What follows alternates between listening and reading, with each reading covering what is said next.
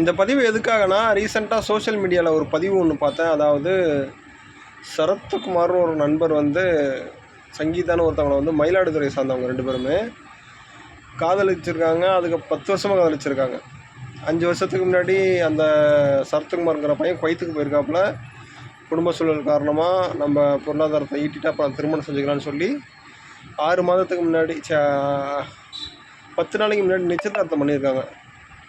நிச்சயதார்த்தத்துக்கு அப்புறம் அந்த பொண்ணோட பைக்கு தொலைஞ்சு அந்த கம்ப்ளைண்ட் கொடுக்க போன வைத்தீஸ்வரன் ஸ்டேஷனில் உள்ள எஸ்ஐக்கு அவங்களுக்கும் காதல் மலர்ந்து, அதுக்கப்புறமேலுக்கு இந்த பையனை நான் உன்னை காதலிக்கல, நான் இவரை தான் காதலிக்கிறேன், கல்யாணம் பண்ணிக்க போகிறேன்னு சொல்லி அவங்கள்ட்ட அந்த பையன்கிட்ட பேசப்போக அந்த பையனும் மனவிரக்தியில் அங்கே சூசைட் பண்ணிக்கிட்டாப்புல. இதை ரெக்கார்ட் பண்ணி அவங்க அம்மாவுக்கு அனுப்பிட்டாப்புல, அம்மா அப்பாவுக்கு அனுப்பிட்டாங்க. எனக்கு என்ன தோணுச்சுன்னா, உனக்கு அந்த பையனை பிடிக்கலை, இன்னொருத்தரை விரும்புகிறேன்னா அட்லீஸ்ட் அந்த பையன்கிட்ட நீ ஏமாற்றி பிடுங்கின அந்த பொருளாதாரத்தையாக திருப்பி கொடுத்துட்டீங்கன்னா ஓரளவுக்கு ஒரு விரக்தி இல்லாமல் போயிடும். நம்ம காசு பணத்தையும் சம்பாரித்த ஒரு 5 வருஷம் உழைப்பும் போயிடுச்சு, நம்ம காதலும் போயிடுச்சு. இதுக்கப்புறம் நான் என் உயிரோடு இருக்குன்னு நினச்சி அந்த பையன் சூசைட் பண்ணிட்டேன். ஒருத்தன் வாழ்க்கையே போயிடுச்சு. அந்த ஸ்டேஷன் எஸ்ஐட்ட கேட்கணும்னு நினைக்கிறது, 10 வருஷமாக காதலித்த பையனை விட்டுட்டு 10 நாளில் ஒன்றை காதலித்த அந்த பொண்ணுக்கு நாளைக்கு இன்னொருத்தனை காதலிக்கிறதுக்கு எந்தளவுக்கு மனசு வராதுன்னு நீ நினைக்கிறேன்? அப்போ உன் வாழ்க்கையும் ஒன்றும் இல்லாமல் போகிறதுக்கான பாசிபிலிட்டிஸ் இருக்குது. அந்த பெண்ணோட மனநிலையில் அந்த பொண்ணுகிட்ட நான் கேட்கணும் கேள்வி என்னென்னா, உங்களை மாதிரி ஒருத்தர் 2 பேர் பண்ணுற தப்புனால தான் உண்மையான காதலுக்கு இங்கே அங்கீகாரமும் ஒரு மரியாதையும் இருக்க மாட்டேங்குது.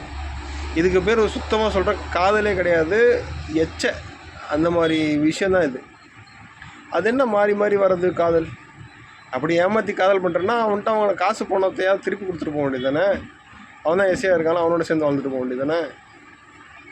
உன்னால் ஒரு பையனோட உயிரே போயிடுச்சுல்ல. உனக்குலாம் அறிவு இருக்கா? இல்லை உங்கள் அம்மா அப்பாலாம் உன்னை ஒழுங்காக தான் வளர்த்தாங்களா என்னன்னு எனக்கு தெரியல. நீ எக்கேடம் நாசமாக போ, அது உன்னோட வாழ்க்கை. இன்னொருத்த பையன் வாழ்க்கையை கெடுத்துட்டு போகிற, அது என்ன பொழப்பு உனக்கு? உங்களை மாதிரி ஈனப்பிறவிகள் இருக்கிறதுனால தான் இங்கே உள்ள நல்லவங்களோட காதலும் அங்கீகாரம் இல்லாமல் போகுது. இதெல்லாம் எப்போ நிற்கும்னு தெரில. இந்த சோஷியல் மீடியாவும் மொபைலும் வந்ததும் பல கேவலமான இந்த மாதிரி செயல்களை நம்ம காதில் கேட்க வேண்டியதாக இருக்குது. இந்த சம்பவத்தை பார்த்தாவது சில பேர் அவங்களோட எண்ணங்களில் தவறுதல் இருந்துச்சுன்னா மாற்றிக்கிங்க. உறவுகள்கிட்ட உண்மையாக இருக்க பழகுங்க, அவ்வளோதான் சொல்லுவேன்.